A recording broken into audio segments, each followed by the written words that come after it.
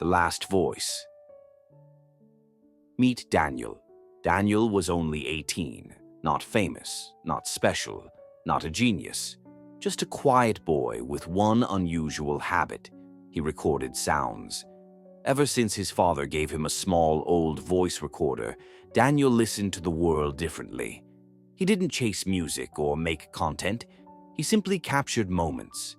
He recorded the sound of his little sister's laughter, his mother pouring tea in the early mornings, rain tapping the tin roof of their house, even his own voice talking to himself when no one was around.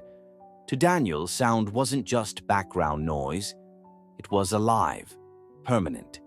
His father once told him, "If one day I'm gone, my voice will still be with you. Sound stays, even when everything else disappears." That sentence stayed with him, but no one thought that day would come so soon. A sudden stroke, a quiet hospital, and his father just gone. The world for Daniel fell silent. He stopped talking, stopped laughing, stopped showing up at school. He spent his nights sitting in the dark, replaying his recordings, over and over. In one of them, his father's voice whispered, "I love your voice. Always." That one line became Daniel's oxygen, but grief didn't lift. The silence only grew heavier. Until one night, with tearful eyes and shaking hands, Daniel whispered to himself, "What can I build from these voices?" The next morning, he walked outside with his recorder. He stopped strangers and asked one question. "If only one sentence of yours could stay forever, what would you say?" At first, people laughed, unsure what he meant.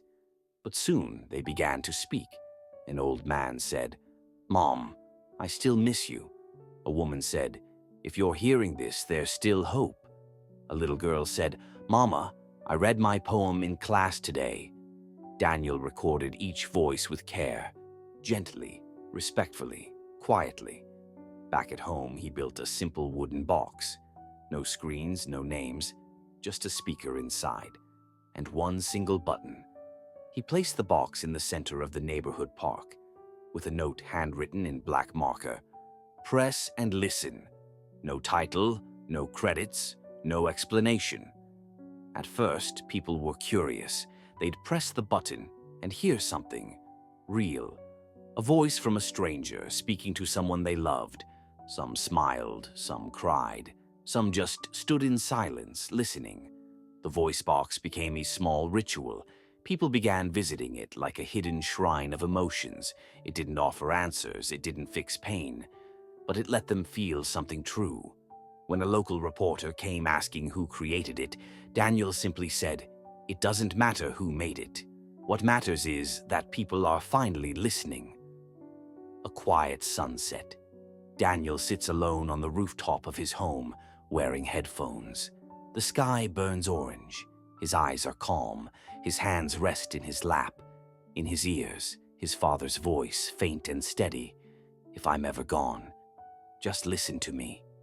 Daniel closes his eyes and smiles, not from happiness, but peace. Down in the park, a small child presses the button. A voice plays softly through the box. "If you're hearing this, you're still alive." Some voices never die. They stay for the moments when nothing else does.